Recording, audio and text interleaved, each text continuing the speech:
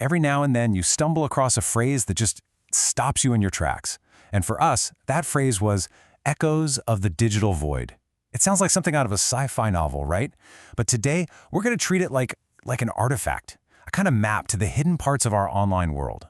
It all really gets you thinking about this one central question. When something digital disappears, what actually happens to it? I mean, you delete a photo, you shut down an old social media account, a website just vanishes. Does it all just poof into nothing? Or is there something left behind? That's the big mystery we're going to dig into.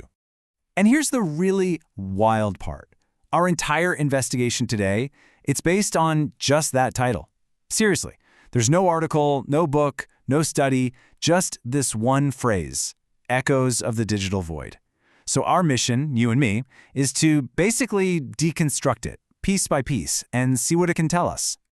Okay, so first things first, let's split this phrase right down the middle. On one side, you've got echoes. And we're not talking about the original thing, but the remnants, the traces, the memories left behind. Then, on the other side, you have the void. And this is crucial. It's not empty space. It's a place, a huge forgotten part of the digital universe. And it feels like to really understand the echoes, we've got to explore the void first.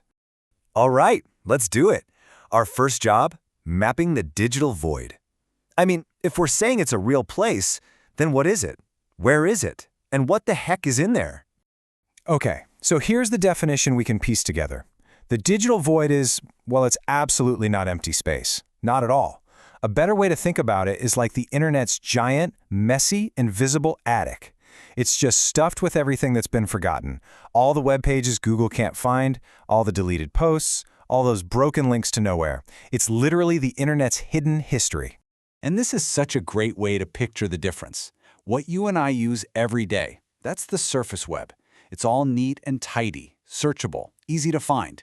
The digital void is everything else. The analogy here is perfect. It's like the lost city of Atlantis or those shipwrecks full of treasure. We know they were there, we know they were full of stuff, but now they're just gone. Okay, so we've established this massive, invisible space, the void. But how do we know what's in it if we can't just go there and look? Right? Well, this is where the other half of our phrase comes back into play. We have to stop looking and start listening for the echoes. So what are we actually talking about when we say echoes? Well, they're everywhere once you start looking. You know that cached version of a website Google shows you? That's an echo. That tweet someone deleted, but it's still floating around on some archive site. A total echo. Even something like an algorithm that keeps recommending stuff based on an old profile you don't even use anymore. That's a digital echo too. They're all just little ghosts, little signals of what used to be there. All right, this is where it all comes together. We have the void, the place, and we have the echoes, the signals. So how do they connect? How does an echo actually get created in the first place?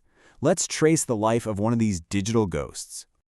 It's basically a four-step life cycle. First up, creation. Simple enough, you do something online, like post a photo. Bam, it exists. Then comes step 2, erasure. You hit delete. From your perspective, it's gone. But, and this is the key, then we have step 3, persistence. A tiny piece of it is still there. Maybe it's a thumbnail on a server or some data in a backup file. And that little leftover piece, that's when step 4 happens. It becomes the echo. It's the ghost, the proof of a past that you thought you completely wiped away. And that right there, that's the big reveal, hidden inside our mysterious phrase. These echoes are the proof of life in the void. They prove that the void isn't just some digital graveyard. It's more like a museum of invisible history. Every echo is like a little heartbeat, a sign that something was once alive and kicking. So look, we've been talking about all this pretty abstract stuff, digital ghosts, lost cities online, but this is not just some philosophical idea. This has real, tangible meaning for you and for the digital version of yourself that you're creating every single day. Here's the bottom line. The one thing to really take away from all this.